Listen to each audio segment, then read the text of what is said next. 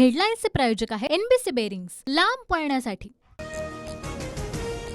12वी उत्तीर्ण विद्यार्थ्यांना महिन्याला 6,000, डिप्लोमा धारकांना 8,000 तर पदवीधर तरुणांना 10,000 रुपयांचा भत्ता मिळणार। महापूजेनंतर मुख्यमंत्री एकनाथ शिंदे यांची घोषणा।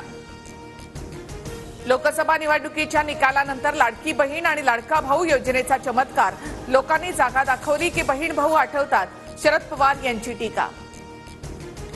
डिप्लोमा, पदवीधर आणि 12वीच्या विद्यार्थ्यांसाठी लाडका भाऊ योजना, मग 10वी पास झाल्याने काय करायचं?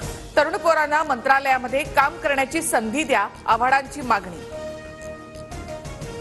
कुटुंबात सर्वांना जागा, पण अजित पवारांना पक्षात परत घेण्याबाबत सर्वांना विचारूनच निर्णय घेणार, माघारी परतणाऱ्यांवर शरद पवारांची प्रतिक्रिया। छगन भुजबळ यांच्या बारामती आणि बीडमधील भाषणांमध्ये माझ्याविषयी आस्था दिसली, शरद पवारांचा खोचक टोला। जरांगे हाकेंसोबत काय चर्चा झाली, राज्यकर्त्यांनी आधी सांगावी, मग काय मार्ग काढता येईल ते बघू, आरक्षणावरून शरद पवारांचं आवाहन।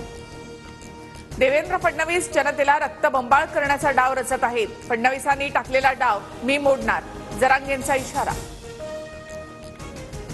अजित पवार गटाला पिंपरी चिंचवडमध्ये धक्का, अजित गव्हाणे, राहुल भोसले, पंकज भालेकर यांच्यासह माजी नगरसेवकांचा पवार गटामध्ये प्रवेश।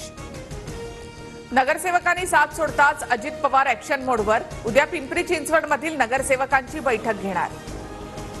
पुढच्या वर्षी मी मुख्यमंत्री म्हणून यायचं की नाही हे विठुरायावर आणि जनता जनार्दनावर अवलंबून, पंढरपूरमधील महापूजेनंतर मुख्यमंत्री शिंदेंची टोलेबाजी।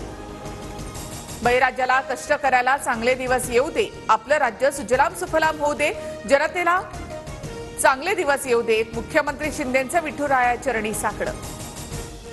महाराष्ट्र अचानक सत्ता आणि पैसा हे स्वप्न उराशी बाळगणाऱ्यांच्या नादी लागून इतका कसा विस्कटत चालला, राज्यामध्ये पसरत चाललेलं जातीपातीचं विष समूळ नष्ट कर, राज ठाकरे यांचं साकडं।